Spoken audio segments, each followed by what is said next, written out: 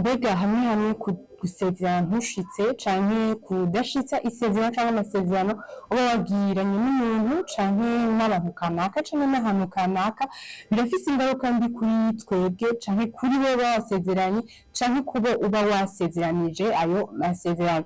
So ivyo ni bimwe tugiye kuganirako uno mwanya ntawagira ico mvuga mbanje kubiyegereza kubaramutsa ni jewe Ngabonzimana Marine muri kumwe mubona imbere zanyu tugiye kuganira ku civugo canke kuri sujet ivuga ngo gusezerana ntushitse bifise izihe ngaruka mbi mu buzima bwacu canke ahantu tuba duherereye canke ahantu tuba turi. So ico ndagusaba nuko ubanza kandi tukagira j'aime ukagira commentaire ukagira partage ukongera ukagira subscribe kuri channel yacu ya YouTube wandika Mary Pointe TV kugira ngo uzokomeze ukurikirana ibiganiro canke ibindi bikorwa bigenda bica kumbonesha kure yacu. So ndabakiriye kandi ndabiyegereje kandi nkuko nabibabwiye tugomba kuganira kuri sujet ivuga ngo gusezerana ntushitse canke gusezerana bigashika ukarenga ku masezerano bizana ingaruka izahembi canke n'ibintu bibi tuba twikwegeye ubwacu hamwe no kuba twasezerana.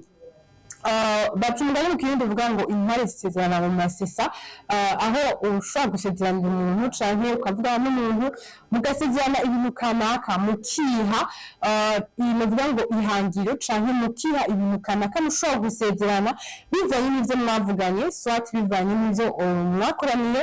Akenshi dukunze kubona umuntu asezerana bivanye n'ico umuntu peut-être yamukoreye. Urashobora kuja ahantu ukabona umuntu abikoze neza hanyuma ukamusezeranira bivanye n'ingene washimye akoze ibintu canke bivanye n'ingene washimye ukuntu yoba yifashe mu bintu kanaka canke ugategura ibintu hanyuma ivyo bintu wabitegura bigasaba ko ugiranira amasezerano n'abo muriko murabitegurana. Ndavuga umuntu ashobora gutegura projet agakrea novuga ngo company canke agakrea societe kanaka izokora ibintu canke agategura projet mu nyuma akifatikanya n'amakampuni canke akifatanya n'amasosiyete kanaka hanyuma bakagiranira amasezerano ngati nifuza kuzogira aha nifuza kuzoshika aha. Rero birasaba ko tugiranira amasezerano nimba ushaka kuzogira canke ushaka gushika kuri bino bintu tuzogufasha. Rero nimba ukeneye ko tugufasha turagiranira amasezerano. So rero akenshi turakunze kubona abantu basezerana ntibashitse canke bashobora gusezerana mu kintu hanyuma ntagishitse mbega bizana ingaruka mbi iyahe. Shobora kwiha akarorero uno musi ushobora gusezeranira ikintu umuntu avuga ati murahana ikiringo bien sûr umuntu wamusezeranira ukamubwira ati ikino kintu ndakikomereye soit mu kwezi soit mu mezi aya soit mu mwaka canke mu minsi kanaka nzoshobora kugushikiriza canke kuguha canke gushitsa isezerano ryanje.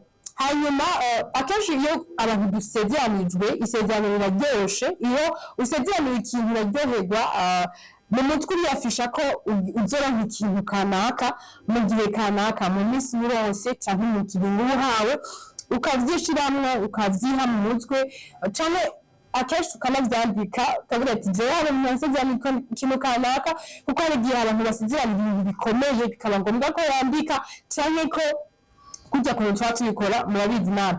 Hanyuma wasezeranira ikintu umuntu kubera ko umuntu aba yamaze kuvyishiramwo akanarindira. Hari igihe umuntu ashobora kuba yasezeranira ikintu akabona ati kino kintu ko ndagikeneye muri uno mwanya reka ngire uwo nikorako canke reka ngire uwo nikorako canke ngire ikintu nikorako kugira ngo nomuveni wiyemana nka ca kintu nzoheza subize wa muntu canke nsubize ca kintu mu vyo nasezeranijwe mu gihe nzoba nabirose.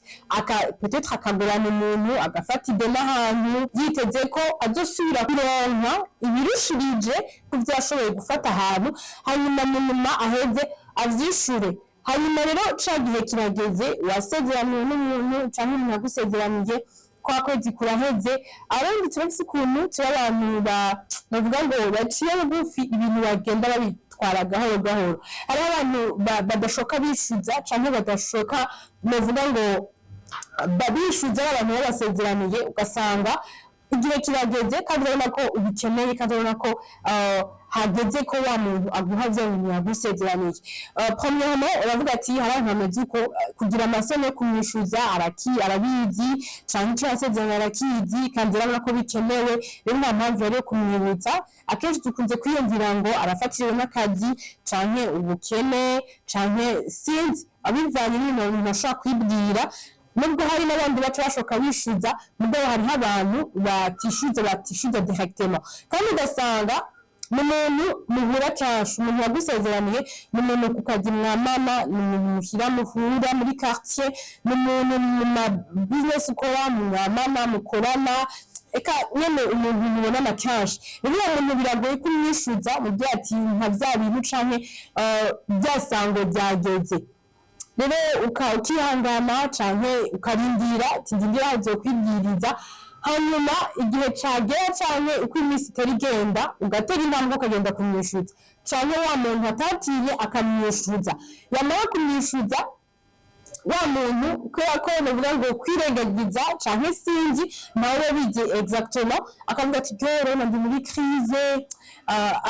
abana barakeneye amavare ku kazi urumva ku kwezi bitwaronse uramatswe n'amaskize yose abantu batanga cyangwa ati ndi muri crise nyene kinini nawe urabona ingene bimeze urabona la situation rero ukihangana akanaguha ikindi kintu ati ndindira vrema jewe nzoca ndaguha jewe iki kintu nikizorenga ntaguhaye ukaja nawe ukarindira ati reka ndindire ryasezerano kw'ibintu ataburenganzira ufise bwo kubyiha ku nguvu bikaba ngombwa ko urindira umuntu kugira ngo ashobore kugushikiriza cyangwa ashobore gushitsa isezerano mu byo yagusezeraniye hanyuma arindira cagiye kikarenga wasa kumwitura bimeze gute urumva nyine akagera igihe ubona ko byasezerano ntabyo byafashikije byabunyemerera ntabyo nzofa ndase rero hakagera n'igihe ukura kw'amazi uvuga ati jewe ndabikuye kw'amaso rero ni gute umuntu yiyumva muri uwo mwanya ko premièrement birababaje aho ngira ngo abantu bamaze kuyikorerwa baca bantahura kurusha rero birababaje kurindira isezerano igihe kinini canke kurindira ivyo umuntu yakwemereye igihe kinini hanyuma nk'ibiyongo birababaje rero birafise ico bihindura mu muntu yasezeraniwe icambere arabesha muri kijya gihe wamubwiye ati dindira nzoguha iki gihe kanaka premièrement atija kubesha wa muntu ya peut-être yikorako akamugura nambye ati yumva hari umuntu muri ibintu nibi yamaye imisi niyi rero niyo yagera nzogusubiza umaze kumenya inshuti nzoguha muri iki gihe kanaka arindira ihangane nawe aca agenda kuri wa muntu yikorako ati yumva so wirindira vyatera akagaba kandi akamubesha kandi ati rindira akaguma abesha rero icambere umuntu arabesha kandi twese turazi ko kubesha atari vyiza hanyuma ica kabiri aratakaza confiance yaragufitiye mushobora kuba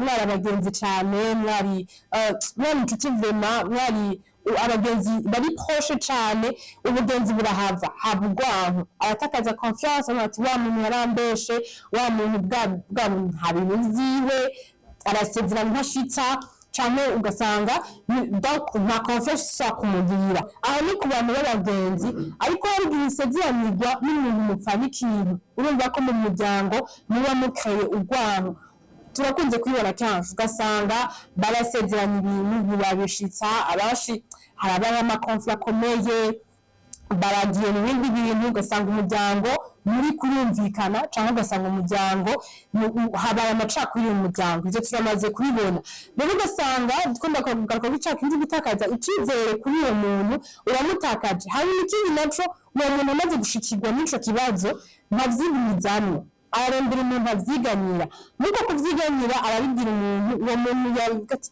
bwa bundi nakameze uko bwa bundi bivyagenze uko akamuha amakuru akabimenya wa muntu aronse amakuru nawe nyene ntavyigumizamwo aragenda akabibwira abagenzi biwe rero urumva ko muri sosiyete ubutakaje icizere uzogenda ahantu bajya n'inzara ati wabonye wa muntu uzogenda ahantu uvuga ikintu nticemerwe kubera iki washikije isezerano uzogenda ahantu upresente ikintu ati uyu n'umubeshisha nahora uwo ntaco afise avuga. Rero ugasanga hari ibintu uri kuribuza mu buzima bwawe, hariho amahirwe uri kuribuza kugerako, hari ahantu woshitse mu buzima bwawe utashitse, hari ahantu hari abantu boronka mu buzima bwawe bokuzamura canke bakakugeza ku yindi niveau canke ku yindi etape y'ubuzima bwawe uhonze canke ubuze ku ngaruka yuko utashoboye gushitsa isezerano. So none rero mwihanganisha canke mbwira pole abantu vyabayeko, mwihangane ariko bimeze, ariko kandi nongere ngaruke ku bantu basezerana.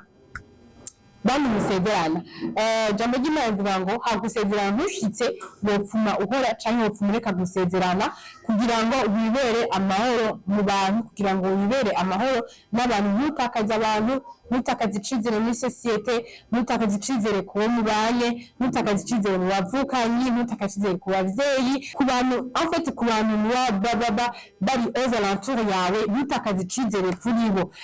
Navuze ku muntu yasezeranijwe arabesha icambere, hanyuma ikindi naco aho ni ku muntu washoboye kugira uwo yikorako, ariko ku washoboye kurindira isezerano urumva ko aratakaza icizere kuri wewe. Ushobora kuja gusaba akazi ahantu hanyuma ntukaronke kubera iki waratakaje icizere ku bantu, kubera iki warishe identite yawe. Rero ugasanga ugiye gusaba akazi muri societe kanaka canke muri company kanaka canke ahantu kanaka, ugiye gusaba akazi urabati wewe dufise amakuru ko hari ibintu mu buzima bwawe canke hari ibintu wasezeranye ntiwashitsa, canke ugasanga hari ibintu bakavuga ko usezerana ntushitse, donc ntibakugirire confiance. Rero ivyo biri muri bimwe bishobora kubera ingaruka mbi mu gihe utasezeranye canke mu gihe wasezeranye ntushitse. Ahandi naho ushobora kuba ari projet kanaka ushobora kuba wateguye havuga ati jewe ndagomba gutegura projet hanyuma ntangure nikorere ivy'iwanje canke ntanguze company kanaka. Hariho amakampuni yandi musinyanira amasezerano bivanye n'ivyo bazogufasha. Rero bikaba ngombwa ko musinyanira amasezerano bugati tuzogufasha ibi, rero nawe birasaba ko bizogenda uku namwe muramaze kubibona canke muramaze kuvyumva. Hanyuma mwasezera amasezerano, uratanguye, company yawe iragenze neza, birabaye ibintu vyiza, irateye imbere, urabona umusaruro mwiza, hanyuma harageze aho amasezerano wasezerana n'izindi company ntiwayashitsa canke ntiwayakora.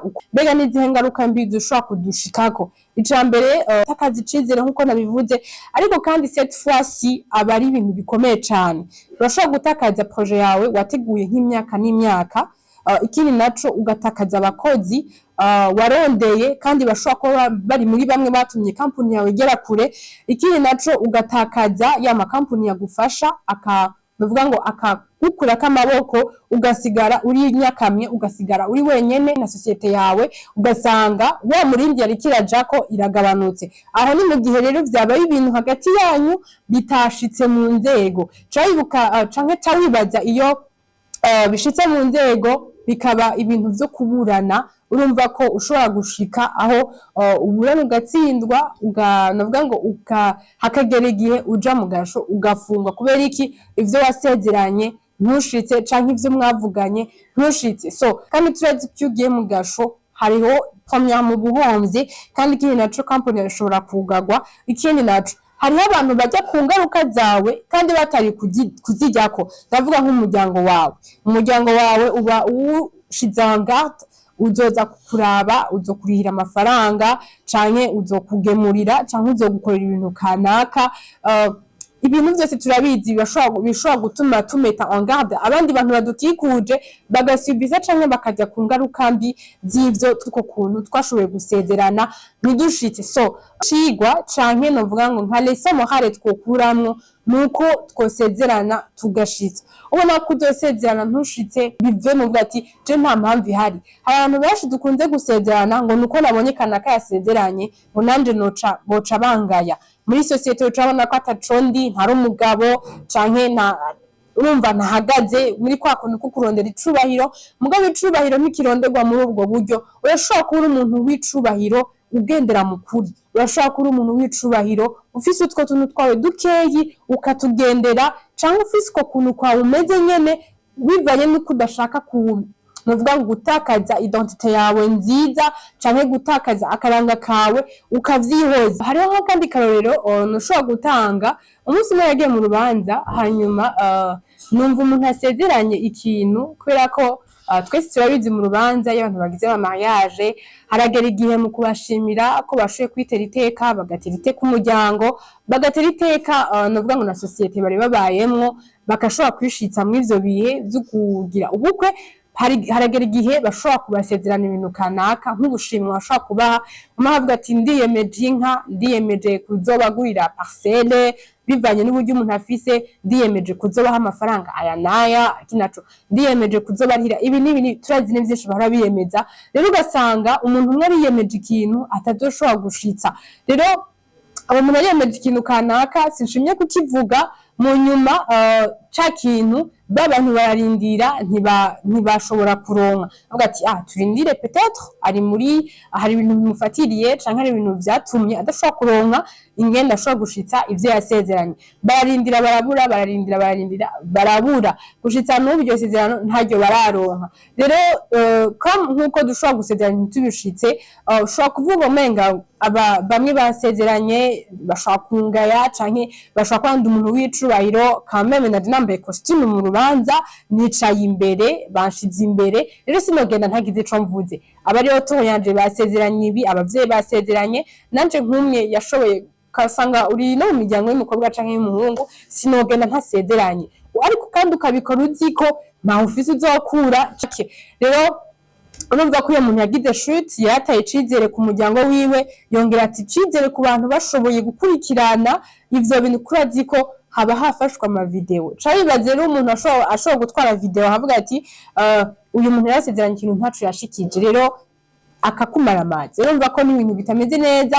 Tuze turasezerana iyo tubona ko dufise aho tuzokura canke dufise ivyo tuzokora kugira ngo dushobore gushitsa byasezerana. So ndangije ndabashimira rero mwebwe mwese mwashoboye gukurikirana canke mwebwe mwese twashoboye kubona muri kino kiyago. Ndizera ko wagize ico uhakura, niba wagize ico uhakura vyandike muri commentaire, nimba ufise ico dupartager kugira ngo ushobore gutahuza abandi bazokurikirana kino kiganiro bagasoma les commentaires. Vyandike muri commentaire kugira ngo abantu bashobore gutahura. Abashimire rero mukomeze mugira ibihe vyiza mu banyu no mu vyanyu, mwarahezagiwe.